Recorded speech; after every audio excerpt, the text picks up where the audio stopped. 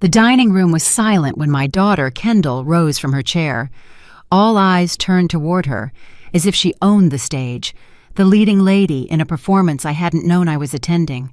Her voice came out thick, with the tone she had perfected over the years, the one she used to intimidate and dominate any conversation. "We're not going to continue supporting you," she announced. Just like that, without preamble, without softening the blow. She looked me directly in the eye as she said it, as if to ensure every syllable sank deep. I was sitting in the corner of the table, the furthest spot from the head, almost like a last-minute guest in my own home. My hands rested calmly on my lap, though a stirring had begun deep inside me. I didn't say a word. I just watched her. Kendall wore a black designer dress that surely cost more than I spent in an entire month. Her husband, Marcus Hayes, stood beside her with his arms crossed, and that crooked smirk he always wore when he felt superior. Across the table was my son, Devin, leaning back in his chair with the arrogant posture he had adopted since marrying Gabrielle Gabby. Gabby sat next to him, perfectly styled, with impeccable nails and a cold expression that never thawed, not even when she greeted me. No one spoke after Kendall. It was as if they had all rehearsed this moment, knowing exactly what role they were meant to play. I remained in my spot, observing, feeling the weight of their gazes fall upon me. There was a dense atmosphere, like the heavy air before a severe thunderstorm. But I didn't move or react. I simply let the moment unfold because I knew this scene was just beginning. Kendall sat back down but didn't stop staring. She had a look of satisfaction on her face, as if she had just won something important. Marcus placed a hand on her shoulder in a gesture of support that seemed practiced, calculated. Devin let out a short, almost mocking laugh, and Gabby nodded slightly, as if affirming everything that had just happened. I am 67 years old. I've lived long enough to recognize when someone is playing games, testing your limits, or believing you have no defense left. My children thought I was weak. They thought I was dependent on them, that I couldn't survive without their help. How wrong they were. But of course, they didn't know that yet, and I was in no hurry to reveal it. I stayed seated, still, my hands resting on my lap, as I felt the faint vibration of my cell phone in my jacket pocket. I didn't take it out or look at the screen. I just felt it there, reminding me of the things they were completely unaware of. The table was elegantly set. Expensive china, crystal glasses, precisely folded cloth napkins, all paid for with money they believed was theirs, all sustained by a system I had quietly built, without fanfare or the need to remind them who had made every one of these luxuries possible. Kendall picked up her wine glass and took a long sip, savoring it as if it were a celebration. Marcus did the same. Devin leaned forward, resting his elbows on the table, and looked at me with that mixture of pity and disdain that always hurt me so much. "Mom," he said, his voice measured, "I think it's time you understood the situation. We have our own families, our own responsibilities. We can't keep carrying you." Carrying. That was the word he used, as if I were a heavy burden they had been lugging around, as if my existence was a nuisance that needed to be resolved. Gabby nodded again, this time with more emphasis. "It's what's best for everyone," she added in the soft voice she used to disguise her iciness. "You have to be realistic. You're not young anymore. You need to accept that things have changed." I stared at her, not out of anger or sadness, but simple curiosity. I wondered if they truly believed what they were saying, or if they were merely following a script they had prepared together. Kendall spoke again. "Starting today, we're not paying for your prescriptions, your groceries, or the upkeep of this house anymore. It's your responsibility now." The silence that followed was thick. I could hear the tick-tock of the clock on the wall, the slight creak of the floorboards when someone shifted their feet. But no one spoke. They all watched me, waiting for me to plead, to break down, to show weakness. But I only nodded slightly, as if processing the information, as if assimilating my new reality, and in part, I was. Only my reality was very different from the one they imagined. My phone vibrated again, this time a little more insistent. I felt it against my side, reminding me that a message was waiting. But I still didn't move. I wanted to see how far they were willing to go. Marcus cleared his throat. "Eleanor," he said, using my name with a familiarity I found grating. "You understand this isn't personal, right? It's simply a practical matter. We have expenses, too, commitments. We can't sustain 2 households. 2 households. As if this house wasn't mine, as if they were paying for something I couldn't cover. The irony was so immense that I almost wanted to laugh, but I held back. Devin added, "Besides, Mom, it's time you learned to fend for yourself. You can't depend on us forever." Fend for yourself. Dependence. They spoke as if I were a burden they were finally shedding, as if my existence were a problem they needed to resolve once and for all. Gabby glanced at her watch, a subtle but clear gesture. She was in a hurry. They were all in a hurry. This meeting was just a formality, a necessary step before moving on with their perfect lives, their paid-for luxuries, their full bank accounts. I still said nothing, just observed them. Kendall sighed, as if tired of waiting for my response. "You have nothing to say?" she asked, with that cultivated air of superiority. I looked her straight in the eyes, and for the first time all evening, I spoke. "No," I said in a calm voice. "I have nothing to say." That seemed to surprise them. Kendall frowned. Devin exchanged a look with Gabby. Marcus shifted uncomfortably in his chair. I think they expected tears, expected pleas, expected me to crumble right there in front of them so they could feel justified in their decision, but I wouldn't give them the satisfaction. I remained seated with my back straight, my hands still, my eyes fixed on each of them. Inside, however, something was changing. Something was waking up, a strength I had kept dormant for too long. Kendall set her glass down with a dry clink that echoed across the room. It was a calculated gesture, designed to seize attention, to make a point. "Fine," she said, using the authoritative tone she had perfected. "Since you seem to understand the situation, let's make it completely clear how things will be from now on." She leaned back in her chair, crossed her legs, and looked at me as if I were an employee about to receive orders. Marcus smiled complacently beside her. Devin and Gabby looked at each other briefly before nodding, giving her permission to continue. "First," Kendall began, raising one finger, "starting next Monday, we are canceling the monthly transfer we make for your expenses. We will not be depositing another dime into your account." She paused, waiting for a reaction from me. I didn't twitch a muscle. I just watched her intently, memorizing every gesture, every word. "Second," she continued, raising another finger, "the prescriptions you need for your blood pressure and heart are now your problem. We won't pay for them anymore. If you want to keep taking them, you'll have to find a way to cover the cost yourself." Gabby intervened then, with that soft voice she used to appear reasonable. "We just can't keep doing this, Eleanor. Your meds cost almost $480. $480 a month. That's a lot of money. Money we could be using for our own children, for our own needs. Our own children, as if I hadn't been the one who raised them, who stayed up all night when they were sick, who worked to give them everything they needed." But I said nothing. I only nodded slightly, as if agreeing with her reasoning. Devin took his turn. "And the groceries, Mom? We're not paying for your groceries anymore either. You spend too much on food you probably don't even finish. It's a waste." He looked at me as if he were doing me a favor by pointing it out.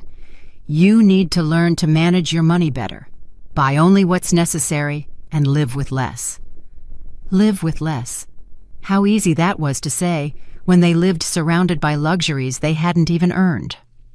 Marcus added, "And this house, Eleanor. This house is too big for you alone.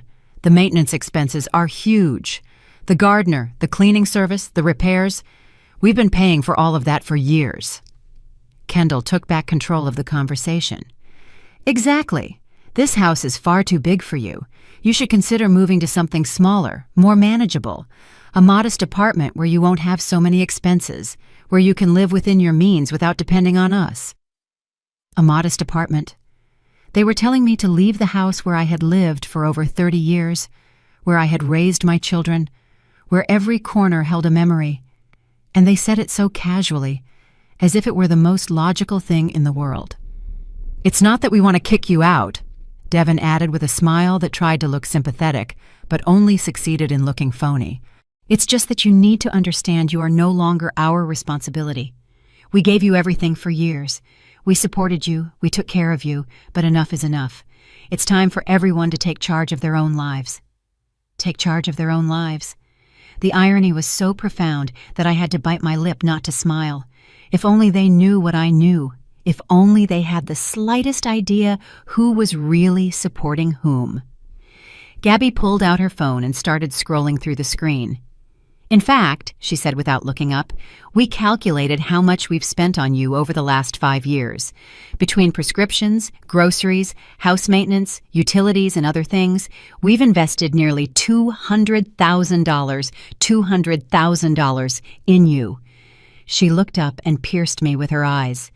$200,000, Eleanor. Do you realize what that means? That's money we could have used to invest, to travel, to give our children better education. Marcus nodded emphatically. "It's a huge amount, and we've never asked for anything in return. We've never complained, but enough is enough. We can't keep sacrificing ourselves for you." Sacrificing. That was the word he used. As if maintaining me had been an unbearable martyrdom, as if I were a cross they had patiently carried against their will. My phone vibrated again in my pocket, this time more insistent. I felt the vibration against my side, long and clear. It was likely an important message, but I still didn't move. I wanted to hear everything they had to say. I wanted them to completely empty themselves out before I acted. Kendall continued, "And one more thing, Mom. That car you drive, we paid for that too. The insurance, the maintenance, the gas, everything. Well, no more. We're canceling the insurance next week. If you want to keep driving it, you'll have to pay for everything yourself." Devon laughed, a short, contemptuous sound. "Though honestly, I don't know how you'll pay for car insurance when you can't even pay for your own meds." Gabby also smiled. Marcus took a sip of his wine, relishing the moment. "You understand what we're telling you, right?" Kendall asked, leaning forward. "It's not that we hate you or want to see you fail. It's simply that we can't keep taking care of you. You're an adult. It's time you face the consequences of your own life."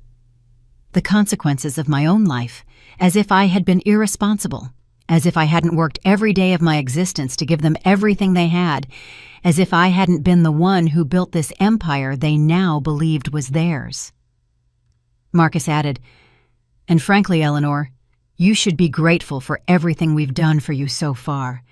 Not many mothers have such generous children. You should appreciate it more." Grateful. They wanted me to be grateful for the crumbs they had given me with money that was actually mine.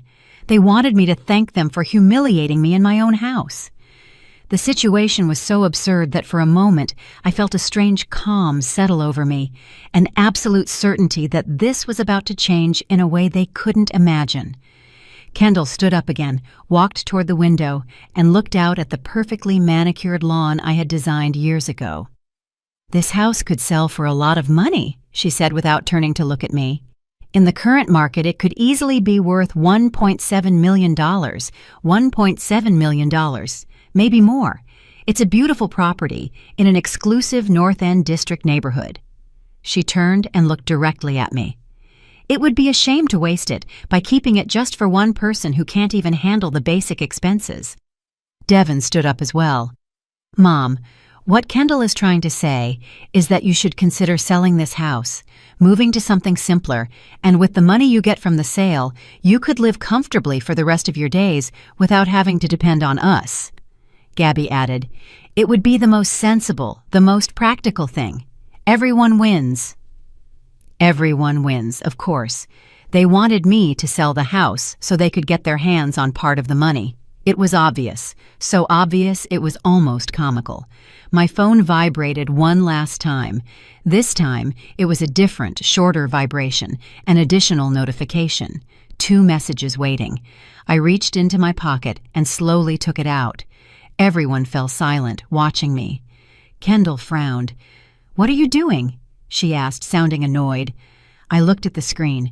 2 messages from Olivia Chen, my attorney, my trusted manager, the person who had handled all my assets for over 20 years.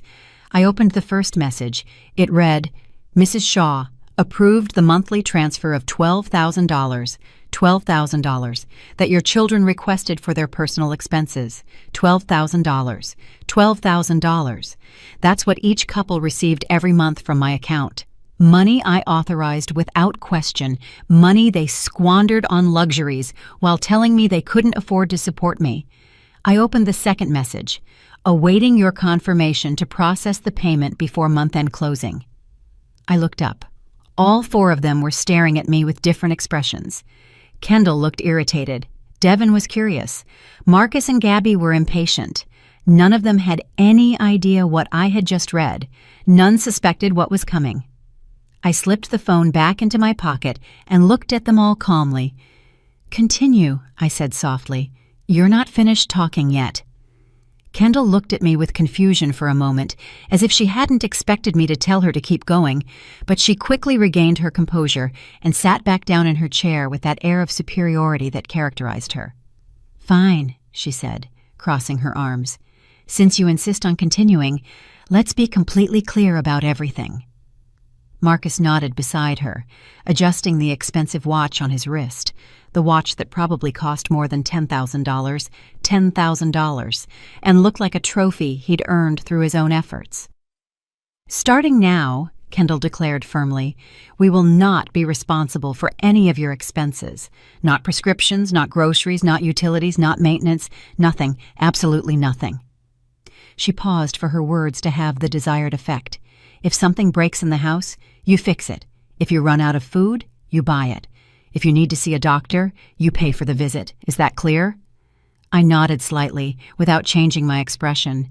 Inside, however, I felt a strange calm, a certainty that this moment would be etched in their memories forever. Devin leaned forward, resting his elbows on the table. "And Mom, this is non-negotiable. This is not something we are discussing with you. It's a decision we've already made, all 4 of us." He gestured to Kendall, Marcus, Gabby, and himself. "We talked about it, we decided, and it's final."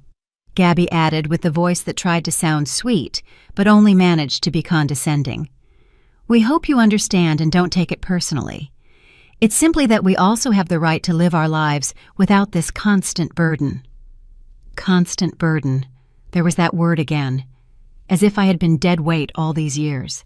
As if my existence were a nuisance they had endured with the patience of saints. Marcus spoke up. "Besides, Eleanor, you have to be realistic. You're not the age to keep living in a house this size. You should be in a smaller, more manageable place, a place where you don't need help with anything." Kendall nodded emphatically. "Exactly. You could look into one of those senior living apartments. There are some really nice ones. With security, with included services, you'd be much better off there than here, alone in this huge house." Senior living. As if I were already in a nursing home, as if at 67 I had lost all capacity. Devin stood up and walked toward the cabinet where the liquor bottles were kept. He poured himself a whiskey without asking if I wanted anything. "And one more thing, Mom," he said while pouring. "That money you keep in the bank, whatever it is, we recommend you manage it very carefully, because when it runs out, don't come to us for help. We're warning you now." He took a sip of his drink and looked at me with an expression that tried to be serious, but only managed to look arrogant. Gabby pulled out her phone again and started scrolling. "In fact, we did a little research and found several apartments that could work for you.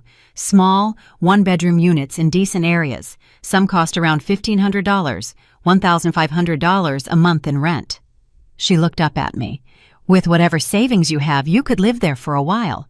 Modestly, of course, but you could live." Modestly. What an interesting word coming from someone carrying a handbag that cost $3,000. $3,000. And shoes probably worth another $1,000. Kendall took back control of the conversation, as she always did. "Look, Mom, we don't want to sound cruel, but it's necessary for you to understand reality. We are no longer responsible for you. We've done our part. We gave you everything we could for years, but enough is enough. It's time for everyone to go their own way." Marcus added. And honestly, you should thank us for everything we've done. Not many children would be as patient as we've been. Patient, as if allowing me to exist in my own house was an act of generosity on their part. Devon returned to the table with his whiskey in hand. And we're going to tell you this now, Mom, so there are no misunderstandings later. If you ever have an emergency, if you get sick, or if you need something urgent, don't call us. We won't answer. We won't come running to save you. Gabby nodded. It's harsh, we know, but it's necessary. It's the only way for you to learn to be independent. Independent. They spoke of independence while living completely dependent on money that wasn't even theirs. Kendall stood up once more and walked over to where I was sitting. She stopped beside me, looking down. Do you have anything to say now? Any questions? Any comments? I looked up at her, calm and serene. No, I replied softly. I have nothing to say. That seemed to frustrate her. She had expected tears, pleas, desperation, but I didn't give her any of it. Only calm, only silence. Kendall took a step back and looked at the others. Fine, then it's decided. Starting tomorrow, there's no more help, no more money, no more anything. Marcus stood up too and stretched as if he had just finished a heavy job. I'm glad we finally talked about this, he said with a smile. These conversations are never easy, but they're necessary. Devon finished his whiskey in one gulp and set the glass on the table. Yeah, it was time. We've been putting this off for years. Gabby put her phone in her purse and fixed her hair. Well, we have to go. We have plans tonight. Plans. Of course they had plans. Plans paid for with money they thought was theirs. Kendall picked up her handbag from the back of the chair. We're leaving, Mom. I hope you reflect on everything we told you, and I hope you make the right decisions. She patted my shoulder condescendingly, almost mockingly. Marcus and Gabby were already walking toward the door. Devon looked at me one last time. Take care, Mom, and remember, you can't count on us anymore. With that, he turned and followed the others. I heard them walk down the hall. I heard the front door open and close. I heard the sound of their car engines starting, expensive luxury cars, paid for with the money from the monthly transfer I authorized every single month. I remained seated at the table alone, amidst the silence they had left behind.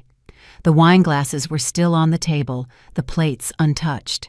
Everything was exactly the same as before, except now they were gone, convinced that they had left me destroyed, humiliated, and out of options. But they knew nothing. They had no idea what they had just unleashed. I took my phone out of my pocket and reread the message from Olivia Chen. Approved the monthly transfer of $12,000 that your children requested for their personal expenses. That was the amount they expected to receive, as they did every month, the money they used to maintain their luxuries, their whims, their perfect lives. I opened the keyboard and typed a single word. One word that would change everything. One word they never expected to hear. Denied. I hit send, and the message went out. A single word that traveled across the screen to Olivia Chen. Denied. That simple, that forceful. I set the phone on the table and leaned back in my chair, taking a deep breath for the first time all evening. The silence of the house no longer felt heavy. On the contrary, it felt liberating, as if I could finally breathe without the weight of their gazes, without the pressure of their demands, without the constant humiliation of their comments. I slowly got up and walked toward the window. Outside, the city lights sparkled in the distance. The lawn was dark, but I could make out the shapes of the trees I had planted myself years ago. This house was mine, every corner, every detail, every memory, and they had the audacity to suggest I sell it, move to a small apartment, and live with less. The irony was so profound that now I allowed myself to smile. My phone vibrated on the table. A message from Olivia. I picked it up and read, "Received, Mrs. Shaw. Transfer canceled. Would you like me to proceed with the other actions we discussed last week?" The other actions. Yes, Olivia and I had talked about several things. We had planned different scenarios, but I never thought we would reach this point. I never imagined my own children would be capable of treating me this way. However, here we were. I typed my response, "Not yet, wait for my signal." She replied almost immediately, "Understood. I will be attentive." I put the phone away and returned to my chair. I sat down again in front of the empty table, in front of the wine glasses they had left, in front of the untouched plates. I had to think. I had to carefully plan my next moves, because what was coming was not just a lesson. It was a complete transformation of the family dynamic. I closed my eyes for a moment and remembered. I remembered when Kendall was small and ran through this very room chasing imaginary butterflies. I remembered when Devin took his first steps holding my hand. I remembered the nights I rocked them when they had nightmares. I remembered every sacrifice, every hour of overtime, every dream I postponed so they could have everything they needed. And now, decades later, this was how they repaid me, with scorn, arrogance, and cruelty. But I couldn't afford to fall into nostalgia. No. Now I had work to do. I opened my eyes and looked at the clock on the wall. It was 9 o'clock at night. In a few more hours, around midnight, the banking system would process the automatic monthly transfers, and for the first time in years, my children would not receive their monthly deposit. For the first time, their accounts would be without the money they took for granted, and that's where everything would begin. I got up and started clearing the table. I took the wine glasses one by one and carried them to the kitchen. I washed each one carefully without rushing. Then I gathered the plates and put them away. I wiped the table with a damp cloth until it was spotless. Every movement was calm, methodical, almost meditative. As I cleaned, I thought about every step I would take next, every word I would say when they came to confront me. Because they would come. Oh yes, they would come. When I finished cleaning, I turned off the living room lights and walked up the stairs to my bedroom. My footsteps echoed in the silence of the house, a house they said was too big for me, a house they said I should sell, a house that was, in reality, the center of the entire estate I controlled. I entered my room and sat on the edge of the bed. I took my phone again and opened the banking application. I reviewed the accounts. Everything was in order. Everything was under my control. There was a main account, the trust account, where the bulk of the family assets were deposited. $4.5 million, $4,500,000. That was the current amount. Money I had accumulated through years of work, smart investments, and sound decisions. Money my children believed they would automatically inherit one day.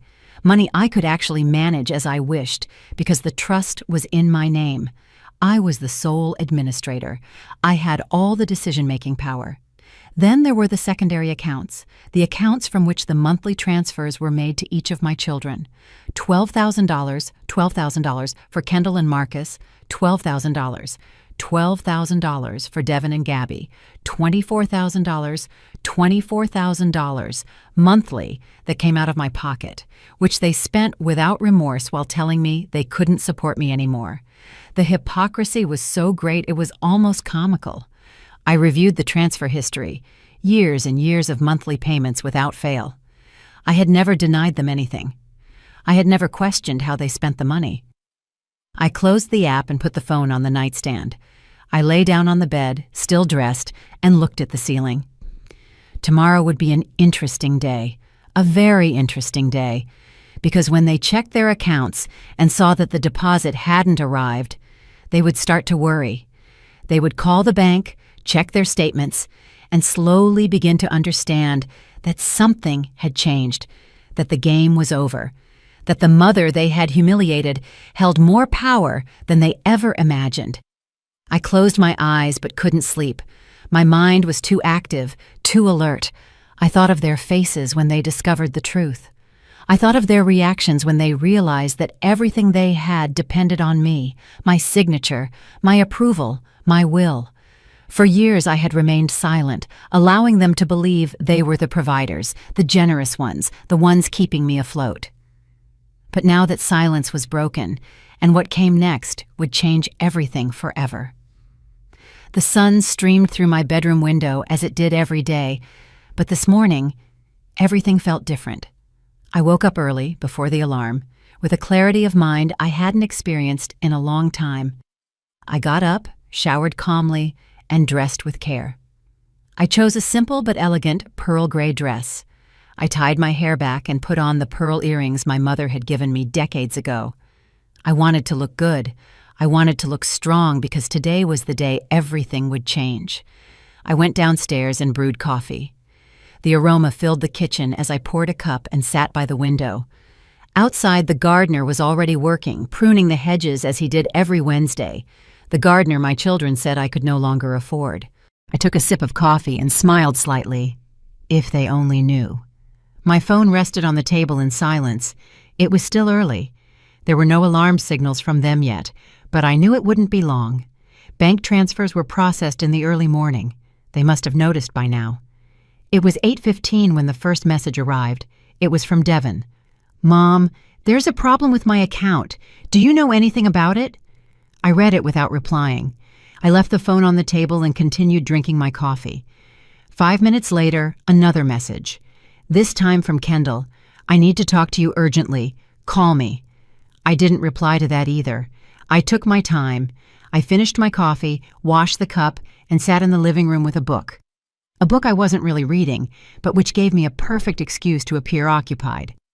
At exactly 9 o'clock, the doorbell rang. Insistent, repeated. Someone was pressing the button over and over. I calmly got up and walked to the door. I looked through the peephole. It was Kendall. Her face was distraught, her hair less composed than usual, and that barely contained panic she tried to disguise with anger was visible. I opened the door slowly. "Good morning," I said calmly. She practically shoved the door open to get inside. "What did you do?" she asked, her voice frantic. "What did you do with the money?" I closed the door behind her and looked at her without flinching. "What money are you talking about, Kendall?" She looked at me as if I were crazy. "The transfer money. It didn't arrive. I checked my account 3 times. I called the bank. They told me the transfer was canceled. Why did you cancel it?" I walked into the living room and sat down in my favorite chair. "I think you should sit down," I said, gesturing to the sofa. She didn't sit. She stood, trembling with rage. "I'm not sitting down. I want answers now." I clasped my hands in my lap and looked directly at her. "Last night, you told me you weren't going to support me anymore, that you wouldn't pay my expenses, that I was no longer your responsibility. Do you remember?" Kendall blinked. "And what does that have to do with our transfer?" I smiled slightly. "Everything, darling. It has everything to do with everything." Just then, the doorbell rang again. Kendall went to open it. It was Devon, accompanied by Gabby. Both had the same expression of worry and anger. "Mom," Devon said, entering without greeting me. "We need to talk to you seriously." The 3 of them stood in front of me, forming a kind of intimidating semicircle, or at least they tried to. But I didn't feel intimidated. On the contrary, I felt calmer than ever. "Speak," I said quietly. Devon ran his hand through his hair. "The monthly transfer didn't arrive for either of us, neither Kendall nor me. And when we called the bank, they told us you canceled the standing order." I nodded. "That's right, I canceled it." Gabby took a step forward. "Why would you do something like that? That money is for our monthly expenses. We have commitments, payments to make." "Commitments," I repeated slowly. "Payments to make. How interesting. Yesterday, you told me you didn't have the money to help me with my prescriptions, that you couldn't pay for my groceries, that you wouldn't take care of me. But it turns out you have commitments and payments to make." Kendall clenched her fists. "That's different, and you know it. We have families, we have real expenses. It's not the same." I tilted my head. "It's not the same? Explain the difference, please." Devon intervened, trying to sound reasonable. "Mom, look, maybe we were a little harsh yesterday. Maybe we said things that sounded wrong, but you can't cancel the transfer just like that. We count on that money. It's part of our monthly budget." I stood up slowly. The 3 of them instinctively took a step back. part of your monthly budget," I said, walking toward the window. $12,000 each. $24,000 total per month. Do you know how much that is a year? $288,000. $288,000. Almost $300,000 that you receive from me annually. Gabby paled. Kendall's mouth dropped open, but she said nothing. Devon swallowed hard. I turned around to face them. "But according to you, I'm the one living at your expense. I'm the burden. I'm the one who depends on you." The silence that followed was absolute. You could hear the tick-tock of the clock on the wall, the distant sound of the gardener working outside. Kendall was the first to recover. "That money is part of our advance inheritance. It always has been. Dad set it up that way before he passed away." I shook my head. "No, Kendall, your father didn't set any of that up. I did. I am the one who decided to give you that monthly allowance. I am the one who has been transferring that money all these years, and I am the one who can decide when it stops." Devon stepped forward. "But Mom, that money comes from the family trust, from the inheritance Dad left." I looked him squarely in the eye. "The trust is in my name, Devon. I am the sole administrator. Your father decided that. All the assets, all the accounts, all the properties, everything is under my control until the day I die." The expression on their faces changed gradually, from anger to confusion, from confusion to disbelief, from disbelief to something that looked very much like fear. Gabby was the one who asked, her voice trembling, "Are you saying all the money is in your name?" I nodded. "Not just the money, Gabby. This house, the investment properties, the savings accounts, the stocks, everything, absolutely everything." Kendall shook her head. "That can't be. We reviewed the documents when Dad died." "You reviewed what I allowed you to review," I replied calmly. "Your father's will was clear. Everything was placed in a trust in my name under my administration. You would receive your inheritance only upon my death, and only under the conditions I established at that time." I sat back down in my chair. "So, when you tell me you won't support me anymore, that you won't pay my expenses, that I'm no longer your responsibility, you are talking to the person who literally feeds you every month." Devon slumped onto the sofa. Gabby covered her face with her hands. Kendall was still standing, but she had lost all her arrogance. "This is a mistake," she muttered. "It has to be a mistake." Just then, the doorbell rang again. I got up and opened it. It was Marcus, Kendall's husband. He walked in with the same panicked look as the others. "What's going on?" he asked, looking at his wife. "Why didn't the money arrive?" I closed the door and returned to my spot. "Your wife can explain," I said quietly. Kendall looked at him with glassy eyes. "Mom canceled the transfer." Marcus turned to me. "Why would you do that? We depend on that money. We have the car payment, the country club fees, the credit cards." I looked at him blankly. "Then perhaps you should reconsider your expenses. Maybe you should learn to live on what you actually earn." He approached me, his expression threatening. "Listen, ma'am. I don't know what game you're playing, but that money is ours by right." "By right," I repeated. "How interesting. Yesterday, you told me I had no right to anything, that you wouldn't give me another dollar. But now, it turns out you have rights." Marcus opened his mouth to reply, but just then my phone rang. I picked it up and saw the name on the screen. Olivia Chen. "Excuse me," I said, standing up. "I have to take this call. It's important." I left the living room and went into my study, closing the door behind me. "Olivia," I said upon answering. Her professional voice came through the line. "Good morning, Mrs. Shaw. Is this a good time to talk?" "It's perfect," I replied. "Go ahead," she continued. "I've received 3 calls this morning from your daughter Kendall, your son Devon, and Mr. Hayes, all asking why the monthly transfer wasn't processed. I informed them it was canceled by your order, and that I am not authorized to disclose any further information."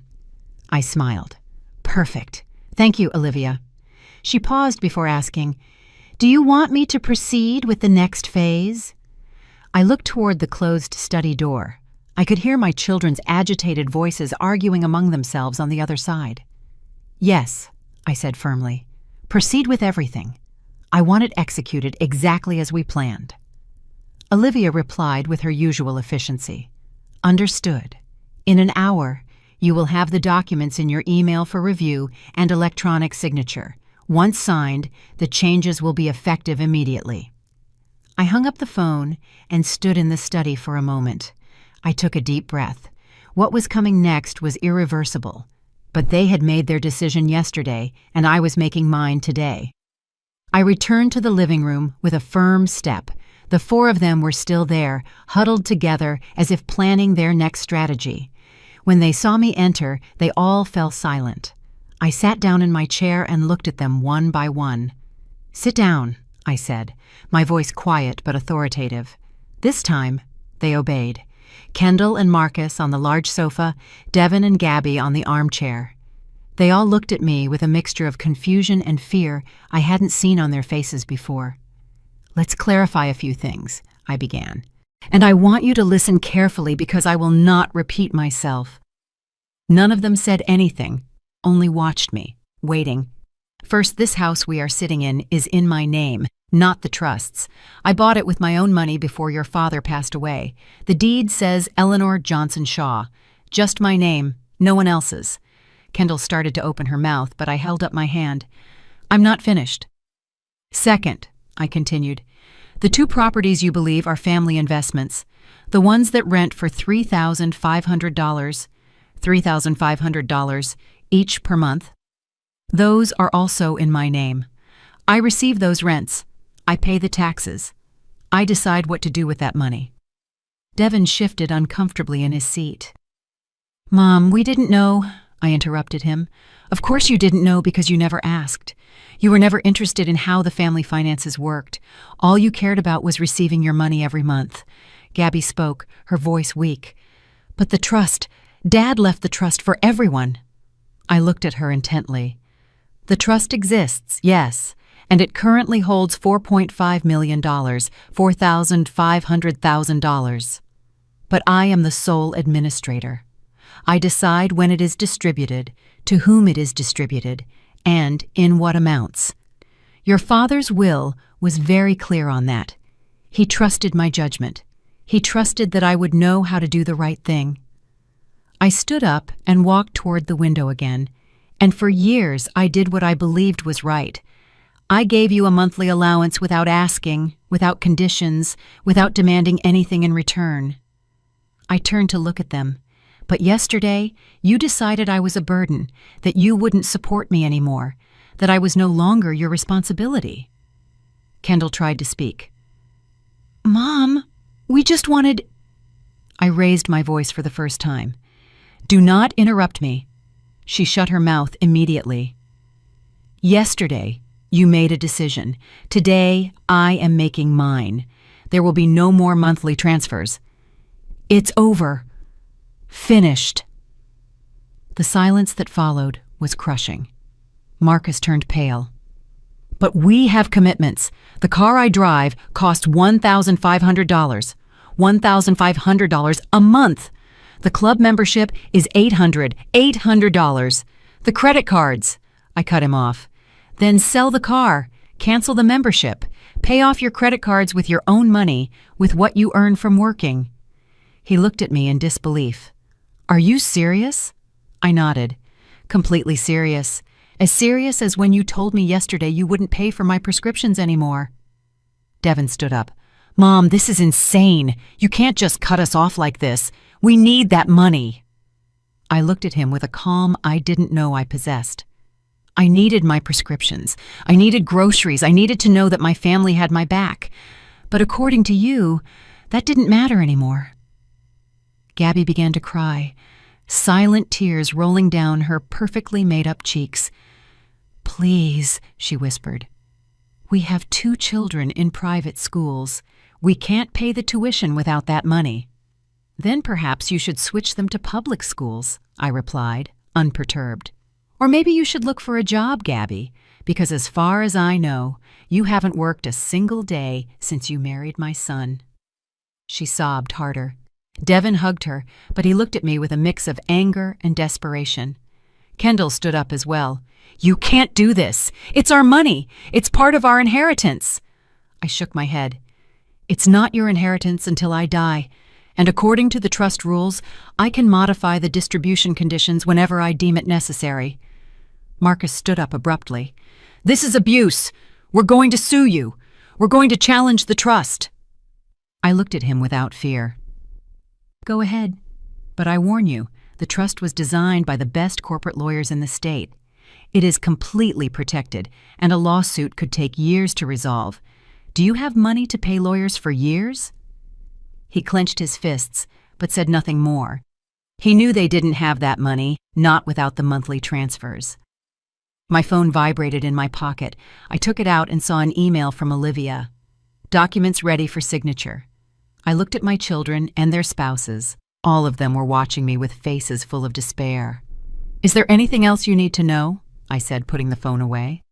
The corporate credit cards you use, the ones with $10,000 limits each, are also linked to my accounts. Kendall's eyes widened in horror. No. Yes, I confirmed. And starting today, all those cards are canceled.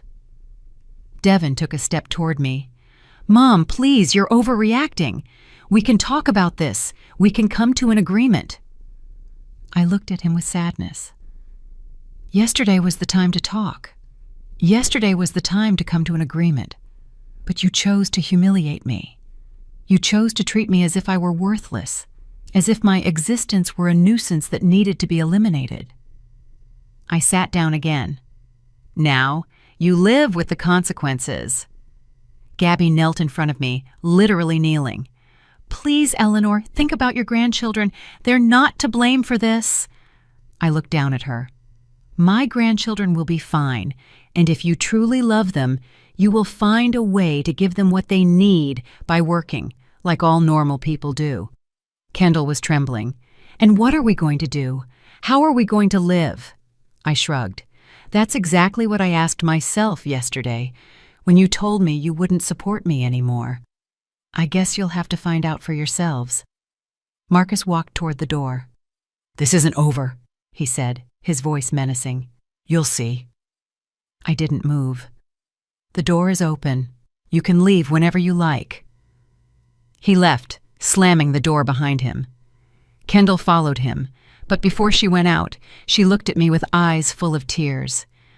I never thought you were capable of something like this, she said, her voice breaking. I held her gaze. I never thought you were capable of what you did yesterday. But here we are. Devin and Gabby stayed a moment longer. He seemed to want to say something, but couldn't find the words. Finally, he took his wife by the arm, and they walked toward the door. Before leaving, Devin turned back. What now, Mom? Is this it? Are we nothing to you anymore? I took a deep breath before answering. You decided I was nothing to you. I am simply responding in kind. They left. I heard them go out. I heard their cars starting, driving away. I remained seated in the empty living room in the silence they had left behind. But this time, the silence didn't weigh on me. I felt light, free. For the first time in years, I felt like I was in control of my own life. I took out my phone and opened Olivia's email. The documents were there, waiting for my electronic signature. Documents that would permanently change the structure of the trust. Documents that would establish new rules, new conditions, and a new distribution of assets. I read each page carefully. Everything was exactly as we had discussed. A portion of the estate would be allocated to a charitable foundation. Another portion would be reserved for the grandchildren, but under my administration until they turned 25. And the rest would remain under my absolute control to be used as I deemed appropriate. My children would receive their inheritance, yes, but only the basics, only a fraction of what they expected, and only after my death. I signed each document, one after another.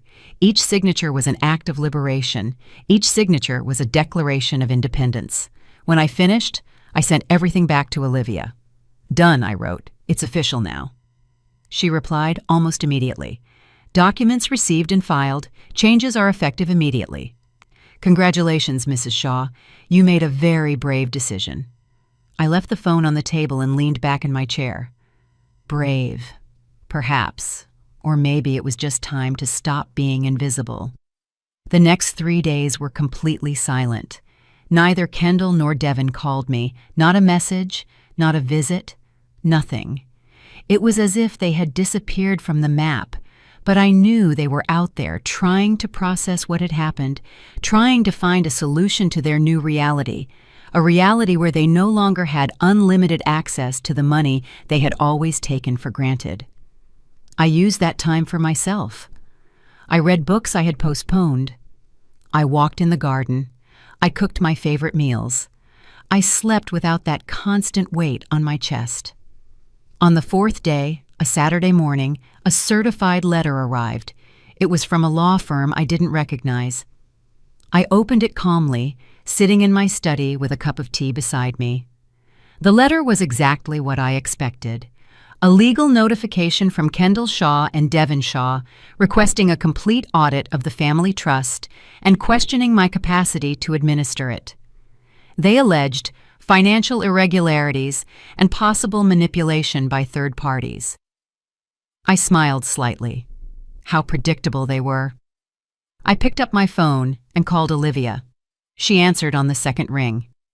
"Good morning, Mrs. Shaw." I told her about the letter.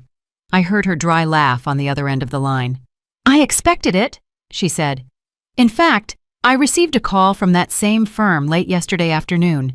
I informed them that all trust accounts are in perfect order and that we have complete documentation for every movement over the last 20 years. I also reminded them that any audit requires a court order, and that can take months to secure."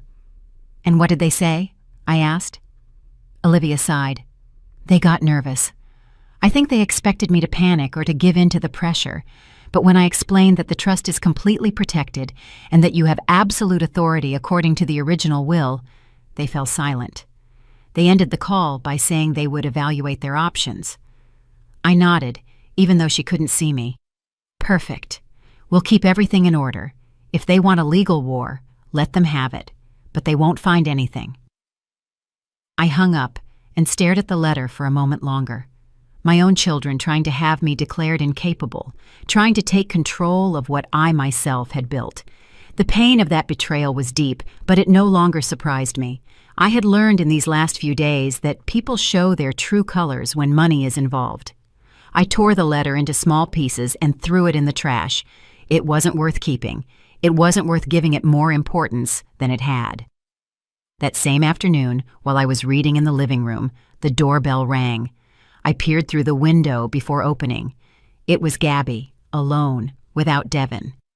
Her face was haggard, with pronounced dark circles under her eyes, and a look of defeat I had never seen on her before. I hesitated for a moment whether to open it or not, but something in her posture, something in the way she looked at the ground, made me change my mind. I opened the door. "Gabby," I said, without showing emotion. She looked up. Her eyes were red, swollen from crying. "Eleanor, please, I need to talk to you." I stepped aside and let her in. We walked in silence to the living room. She sat on the edge of the sofa with her hands clasped in her lap. I sat across from her, waiting. "I don't know where to start," she said, her voice trembling. "I know I have no right to ask you for anything. I know I was part of everything that happened, but I'm desperate." I looked at her without saying anything. She continued, "Devin and I are on the brink of ruin. Our credit cards are maxed out. We're 3 months behind on the children's private school tuition. The bank is threatening to repossess the car. We have no savings because we always lived off that monthly transfer. We never thought it would stop one day." Her tears began to fall again. "The children don't understand why they suddenly can't have their piano lessons, their swimming lessons, or why we can't go out to eat on weekends anymore." I listened in silence. Part of me felt compassion. Part of me felt only a deep sadness for what things could have been and weren't. "And Devin?" I asked finally. "Where is he?" Gabby wiped her tears with the back of her hand. He's working. He got a job at a consulting firm. It doesn't pay as much as we hoped, but it's something. I'm looking for work, too. I updated my resume after 10 years, but no one has called me yet. She fell silent for a moment, as if gathering courage. Eleanor, I've come to ask you not to restore the full transfers, but just something. Whatever you can. $500, a month, 1,000, whatever, just until we get back on our feet. I looked her in the eye. And why should I do that, Gabby? Give me a reason. She swallowed. Why? Because we're family.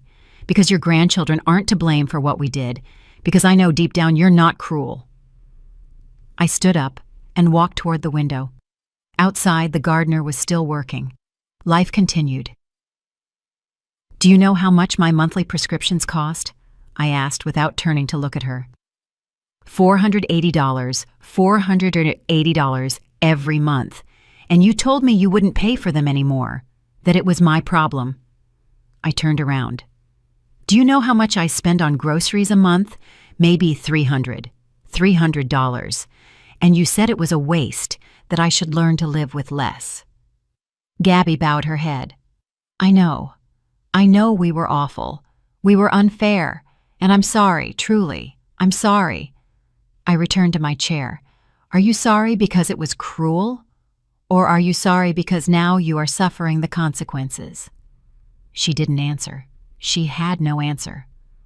I sighed. I'm going to tell you something, Gabby, and I want you to tell Devin, Kendall, and Marcus. I will not give you money.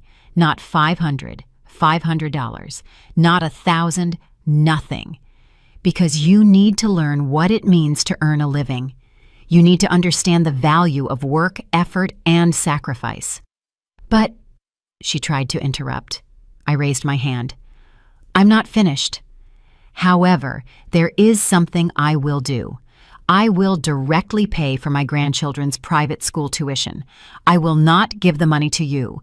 I will pay the monthly fees directly to the institutions, because the children should not suffer for their parents' mistakes. Gabby's eyes lit up with hope. Really? I nodded. But with one condition. You have to prove to me that both of you are working. I want to see pay stubs. I want proof that you are making a real effort to get ahead. She nodded quickly. Yes, whatever it takes. I promise we'll both work. I looked at her seriously. And another condition. I want you to withdraw that ridiculous lawsuit you filed, that accusation that I am being manipulated or that I am incapable. Because if you continue with that, then everything is over. Not a single cent for anything. Understood? Gabby paled. I didn't know about that lawsuit. It was Kendall and Marcus's idea. Devin only signed because Kendall convinced him. Then have him withdraw it, I said firmly. You have until Monday. If I don't see that the lawsuit has been withdrawn by Monday, my offer to pay the tuition disappears. Gabby stood up. I'll talk to Devin. I promise you. We will withdraw it. She walked toward the door, but before leaving, she stopped. Eleanor, truly, I'm sorry. I wish I could go back in time and change everything we said that night. I looked at her without expression. Me too. But we can't. We can only move forward with the consequences of our decisions. She left. I closed the door behind her and returned to my chair. I felt tired, not physically, but emotionally. This situation was draining me in ways I hadn't expected, but I knew I had to remain firm. I couldn't give in now, not after having come this far. My phone rang. It was a message from Olivia. Updates on the rental properties, tenants paid on time, $7,000 deposited. Any special instructions?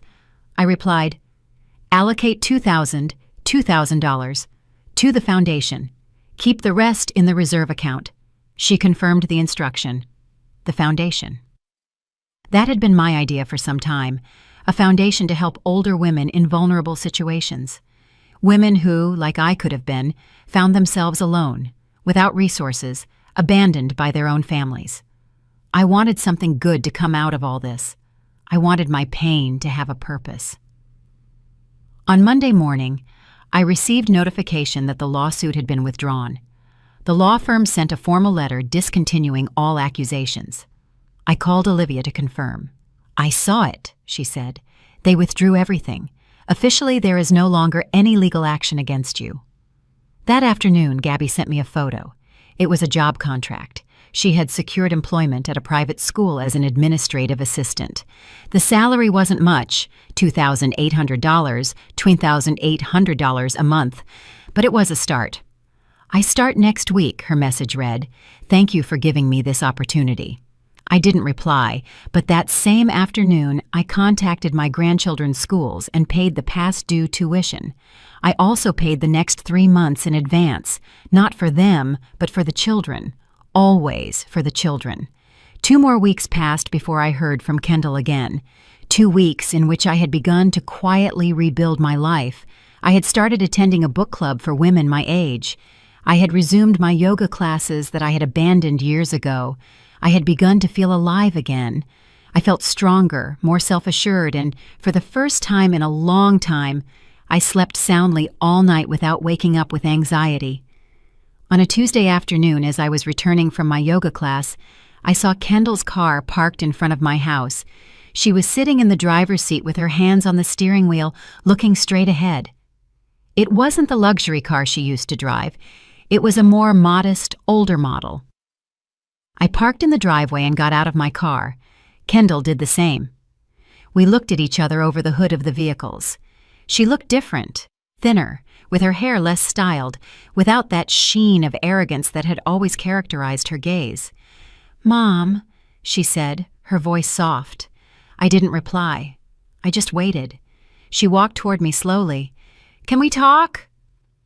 I nodded and walked toward the front door. She followed me in silence.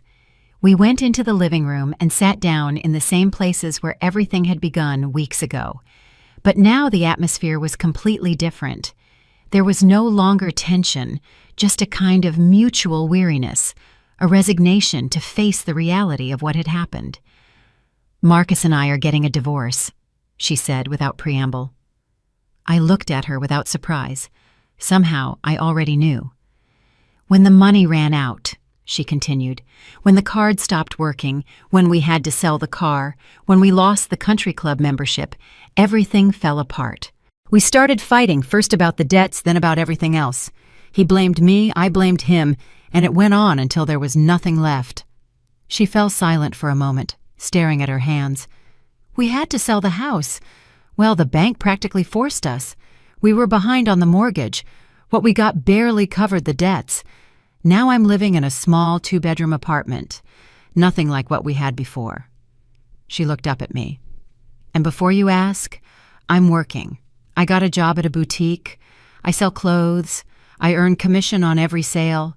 Some days are good, others not so much." I listened without interrupting.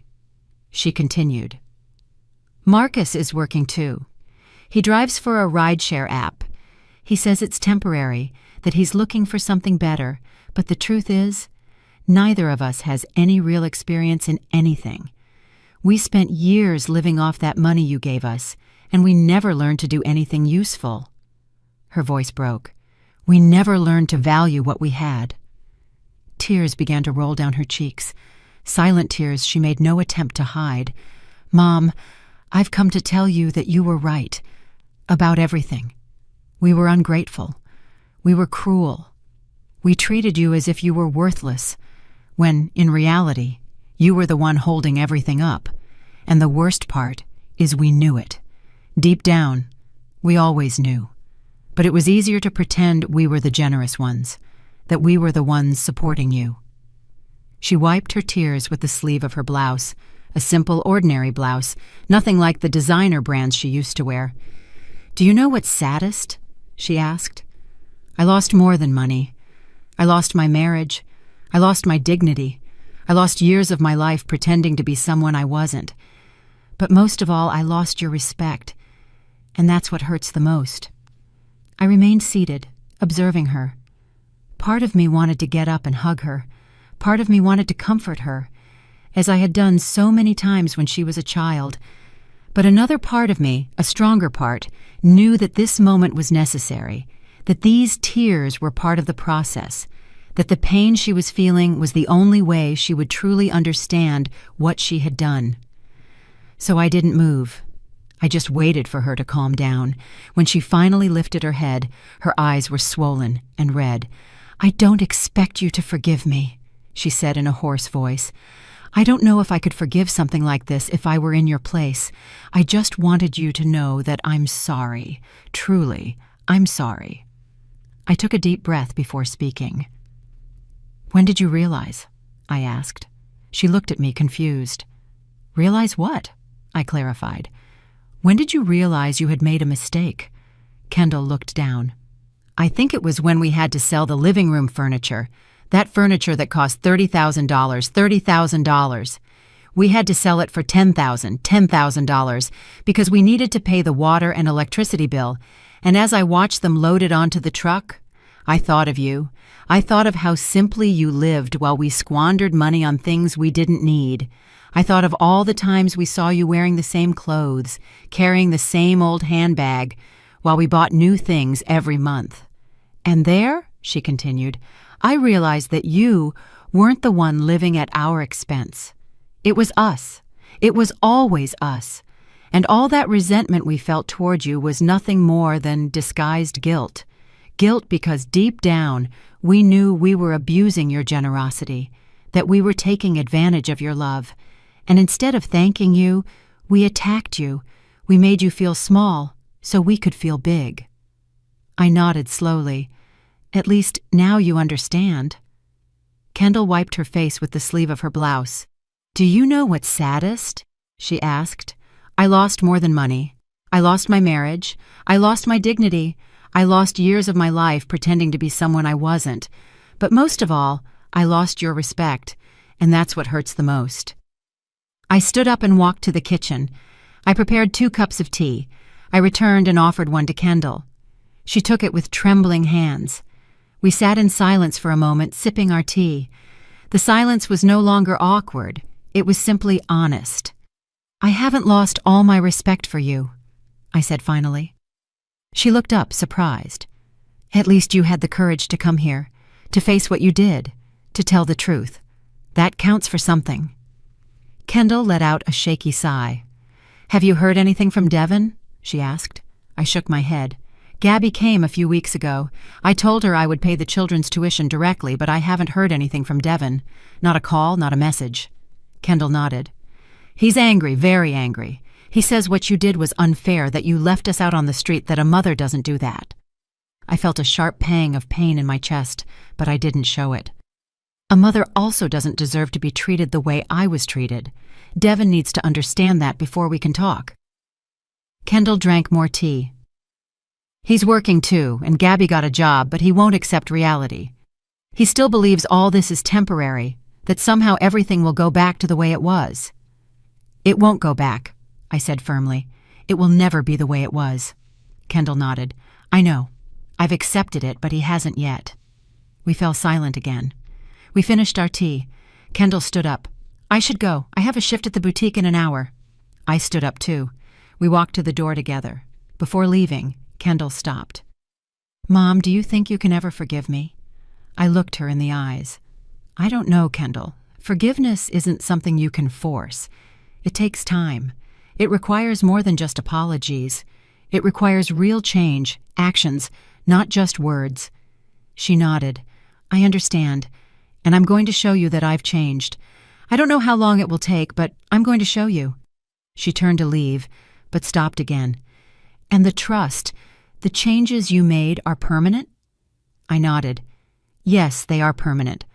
Most of the money will go to a foundation I'm creating, a foundation to help older women in difficult situations, women who were abandoned by their families, women who have no one." Kendall swallowed. "And us? What will we receive?" I looked at her seriously. "You will receive a share, a fair share, but not the millions you expected.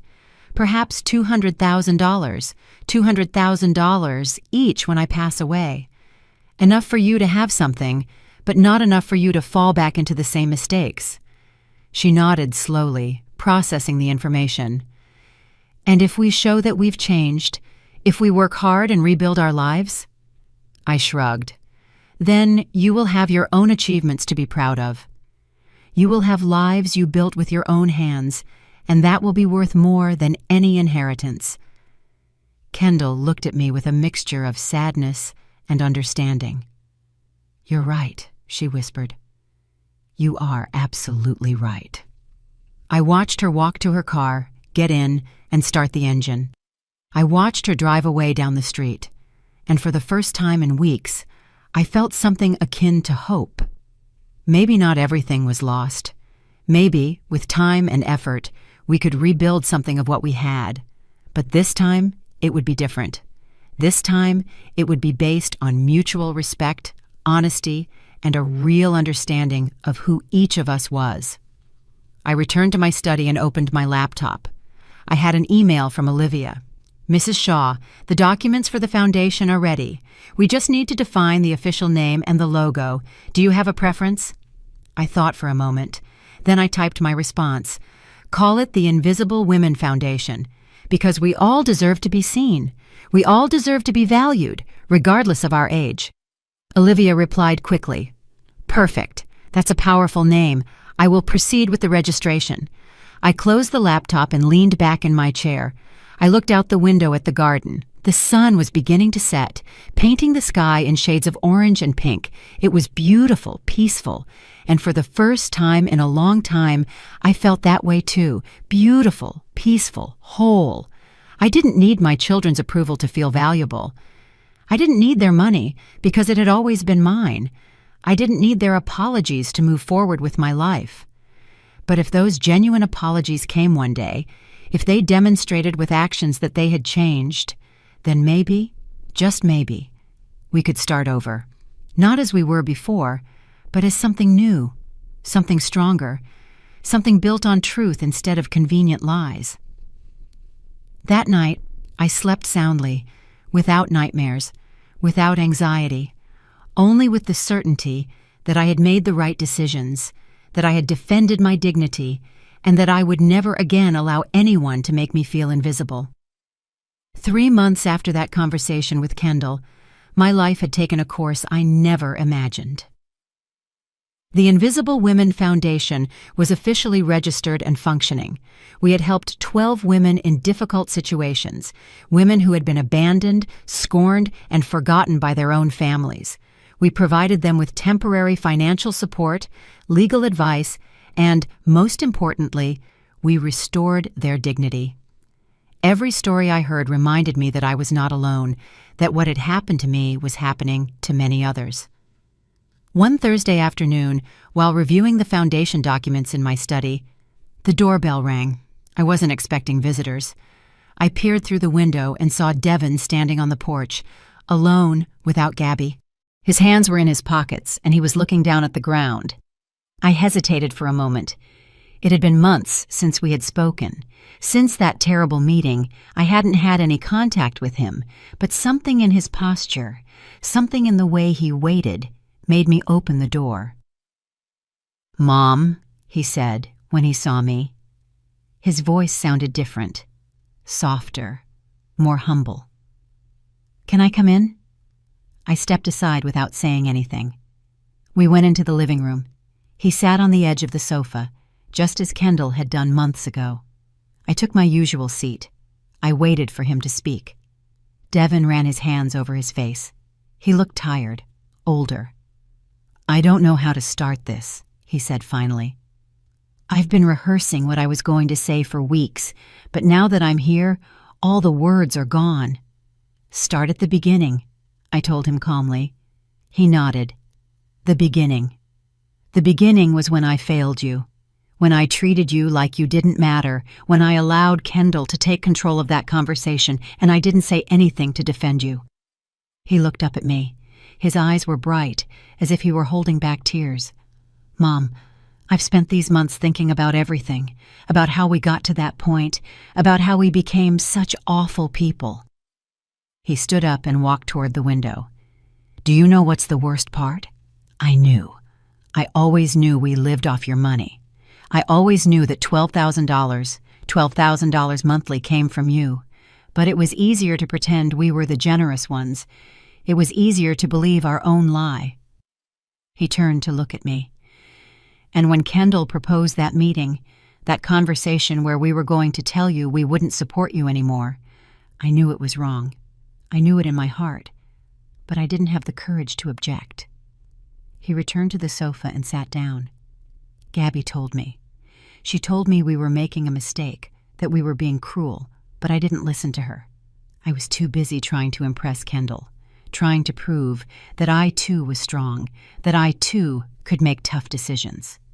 He let out a bitter laugh. What an idiot I was. The only tough decision I should have made was defending my own mother. I listened in silence. Devin continued. These months have been the hardest of my life, working 12 hours a day in an office where I'm the oldest and least experienced employee, watching Gabby cry when we had to tell the kids we couldn't go on vacation this year, having to explain to them why we no longer lived in the big house, why Dad no longer had the nice car. He wiped his eyes with the back of his hand. But you know what I learned through all of this? I learned the value of work, the value of hard-earned money, and most of all, I learned to value you. He was silent for a moment, as if searching for the right words. Mom, I haven't come to ask you to reinstate the transfers. I haven't come to beg for money. I've come to ask for forgiveness. Forgiveness for treating you like a burden. Forgiveness for making you feel invisible. Forgiveness for not being the son you deserved. Tears began to stream down his cheeks, uncontrolled. And I've come to tell you that I admire you. I admire your strength. I admire that you had the courage to put us in our place, because we needed it.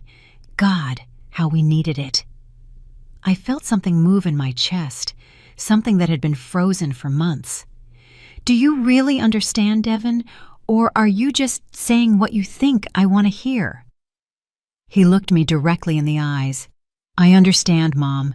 I truly understand. And if it takes the rest of my life to prove it to you, I will. But I don't want to live with this guilt anymore. I don't want to be the person I was.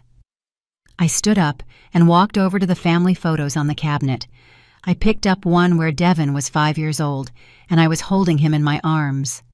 We were both smiling. Do you remember this day? I asked him. He came closer and looked at the photo. That's the day you took me to the park. You bought me that huge ice cream cone that stained all my clothes. I smiled slightly. Yes, and your father got angry because you ruined your new shirt, but I didn't care. All I cared about was seeing you happy. I put the photo back in its place. For years, all I cared about was seeing you happy, you and Kendall. I gave you everything I could, and when I couldn't give any more, I found a way to give a little more. I turned to look at him. But you didn't see me. You didn't see my sacrifices. You didn't see my love. You only saw what you could get. Devin bowed his head. I know, and I can never make up for that. It's not about making up for it, I said, walking back to my chair. It's about learning, changing, and being better people. I sat down. And how is Gabby? Devin sat down too. She's good. She's working at the school. She likes it. She says that for the first time in years, she feels useful. And the kids are doing well too. They adjusted better than we expected. They don't ask for things all the time anymore. They no longer take it for granted that everything will come easy. I nodded. That's good.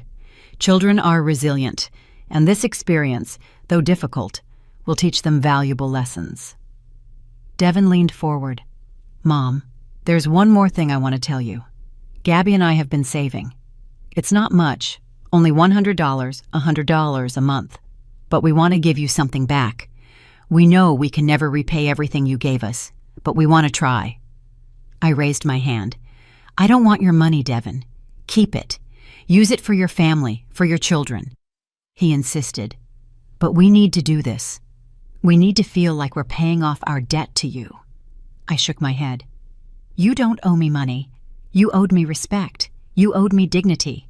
And that is not paid with money. It is paid with actions, with real change. Devin fell silent, processing my words. Then he asked, his voice trembling, "Do you think we can ever have a mother-son relationship again?" I took a deep breath.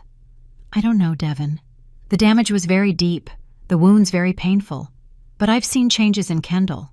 I've seen that she's working, that she's trying to be a better person.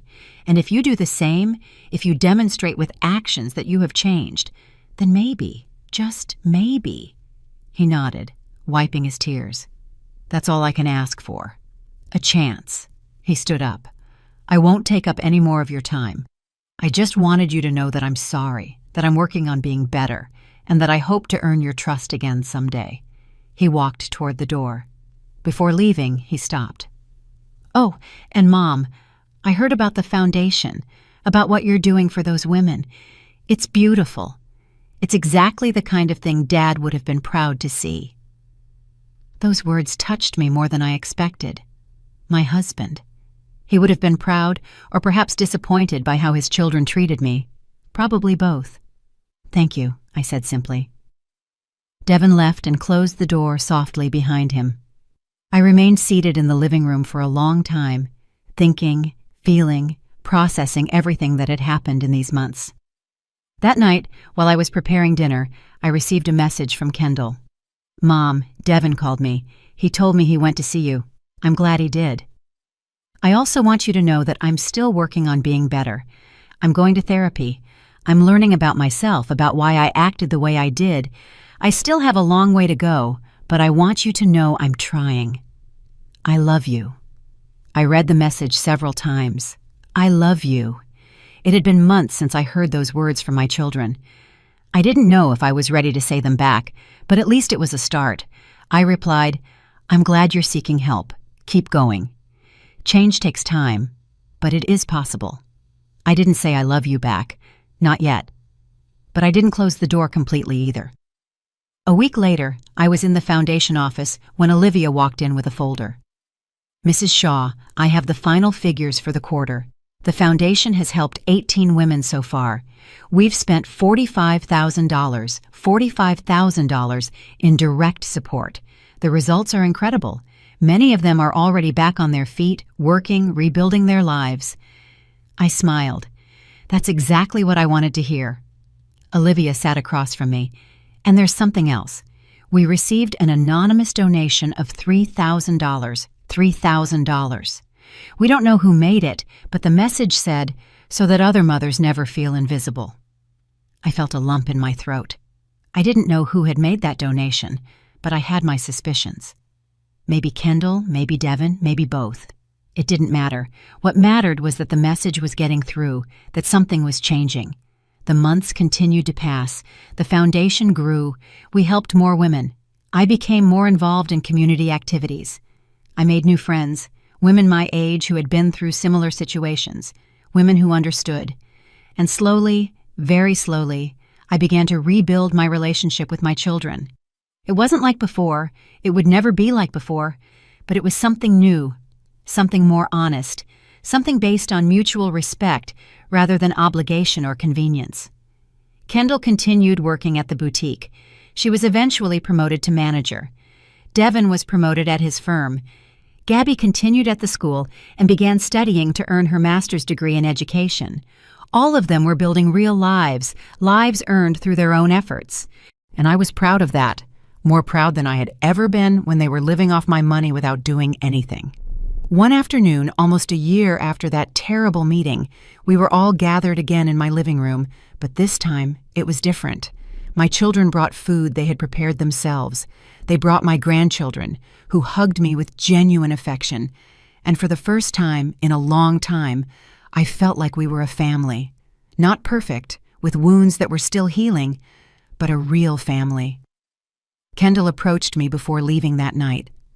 "Mom, thank you," she said, "for not giving up on us, for giving us that tough but necessary lesson, for loving us enough to set boundaries."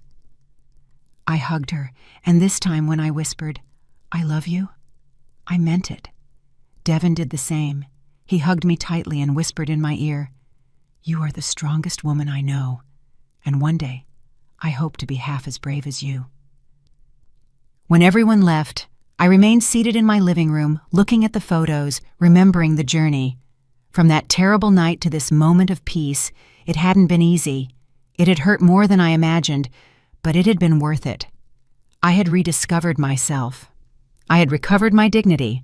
I had learned that true love sometimes requires tough decisions, that setting boundaries is not cruelty, but survival, and that it is never too late to start over. I got up and walked to my study. I opened my laptop and started typing. I wrote my story, the story of a woman who was made invisible by her own family and who decided to make herself visible again. I didn't know if anyone else would read it someday, but I needed to write it. I needed to document that this had happened and that I had survived. More than survived. I had prospered. The sun was setting outside, painting the sky with its usual colors.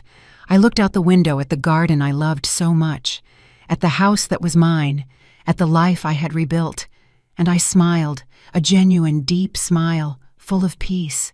Because finally, after so many years, I felt complete. I felt seen. I felt valuable.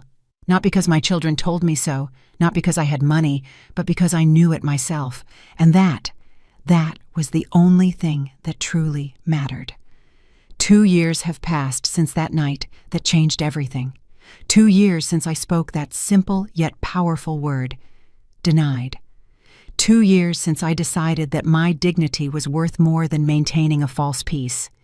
And as I sit here in the garden I love so much, with a cup of coffee in my hands and the morning sun caressing my face, I can say with absolute certainty that I made the right decision. The Invisible Women Foundation now has 3 branches. We have helped over 120 women recover their autonomy, their dignity, their lives. Every story I hear is different, but they all share the same core. Women who were discarded, ignored, treated as if their value had expired along with their youth. Women who, like me, had to learn to value themselves when no one else would.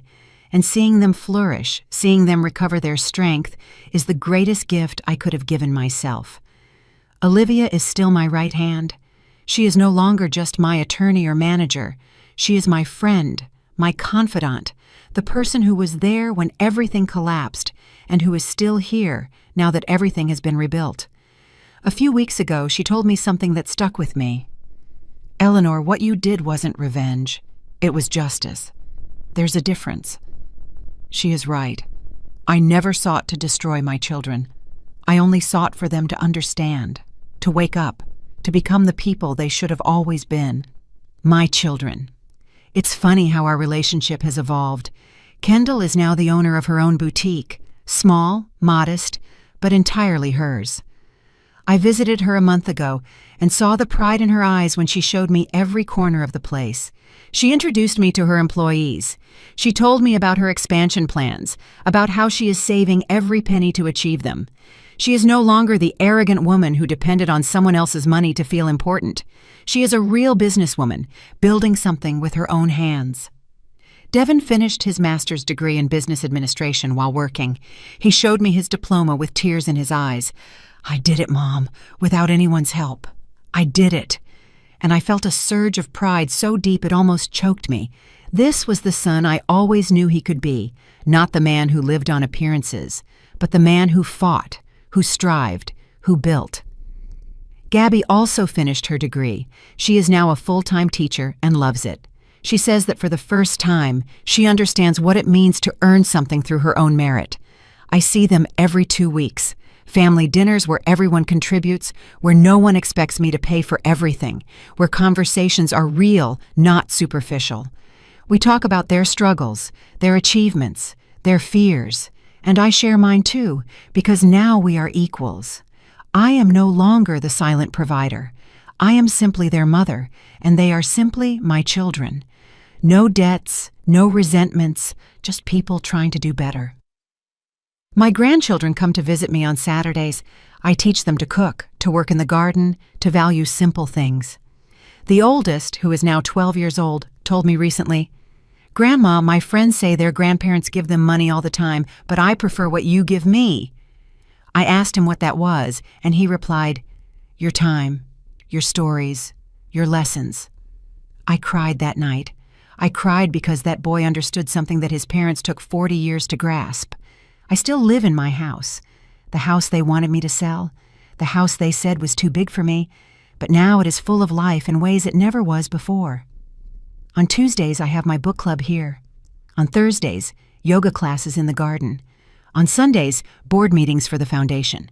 This house is no longer a symbol of loneliness. It is a space of community, purpose, and life. The money, that money that caused so much pain, I now use it consciously. I live comfortably, without excessive luxuries, but without privations. I invested a considerable portion in the foundation. Another portion I allocated to an education fund for my grandchildren, which they will have access to when they turn 25, if they demonstrate responsibility and maturity.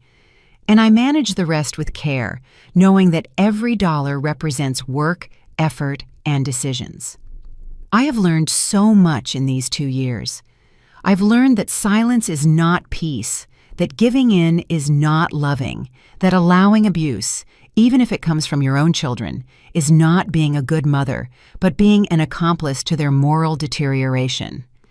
I have learned that people only change when they face real consequences, that words without actions mean nothing, and that forgiveness is a process, not an event. I have also learned about myself. I have discovered that I am stronger than I believed, that I have a voice, that I have power, that my life doesn't end when my children grow up, and that at 69 years old, I can start new projects, make new friends, and discover new passions. I have learned that age is not a social death sentence. It is simply another stage, and it can be as vibrant and meaningful as any other. My health is good. I take my prescriptions religiously, the same prescriptions they said they wouldn't pay for anymore. Medications that I now pay for with my own money without depending on anyone. I go to the gym 3 times a week. I eat well. I sleep soundly. My doctor says my indicators are better than they were 5 years ago. It turns out that the stress of living with constant resentment and humiliation was worse for my health than any physical ailment. There are still difficult days when I remember that terrible night and feel the pain again, days when I wonder how my own children could treat me that way. But those days are less and less frequent, and when they arrive, I know how to handle them. I call a friend, I work in the garden, I read, I write. I remind myself that I survived, that I didn't just survive, I prospered. Last month, the foundation received recognition from the municipal government, an award for social work. I went up on stage to receive it, and from there, I saw my children in the audience, applauding, crying with pride, and in that moment, I understood that everything had been worth it, not just for them, but for me, for the 120 women we helped, for all those who will come after. Someone recently asked me if I regret anything, if I would have done things differently. And the answer is complex. I regret waiting so long, allowing them to treat me poorly for so long, and being invisible when I should have been visible. But I do not regret the decision I made that night. I do not regret saying denied, because that word, that simple word, was the beginning of everything, the beginning of my liberation. I look toward the future now with hope. I have plans.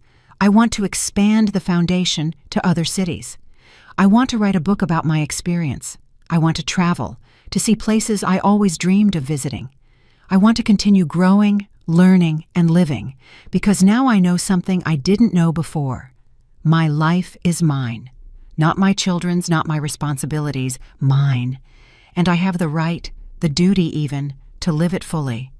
The wounds have healed, not completely. Some scars will always remain, but they no longer hurt as they did before. And I have learned that scars are not weaknesses. They are proof of survived battles. They are maps of our growth. They are reminders of our strength. My scars remind me that I am a survivor, and I can survive anything. This morning, while I was making my coffee, Kendall called me, just to say hello, just to tell me she loved me. No asking for anything, no needing anything, just connecting. And those calls, those small, genuine connections, are worth more than all the $12,000 a month I once gave them. Because now, what we share is real, it is earned, It is chosen. I get up from my garden chair. The coffee has gone cold, but it doesn't matter. I walk barefoot on the grass, feeling the earth beneath my feet. I close my eyes and breathe deeply. The air smells of jasmine, wet soil, and possibility. I open my eyes and look at my house, my sanctuary, my kingdom, and I smile. Because I am Eleanor Johnson Shaw. I am 69 years old, and my life is just beginning. Did you like my story, and which city are you listening from? Let's meet in the comments. If you liked the story, you can support me by sending a super thanks so I can keep bringing more stories like this. Thank you so much for your sweet support. I'm looking forward to your comments on the story. On the screen, you can see 2 new life stories that I highly recommend. There's so much more on my channel. Don't forget to subscribe. See you in the next life story with love and respect.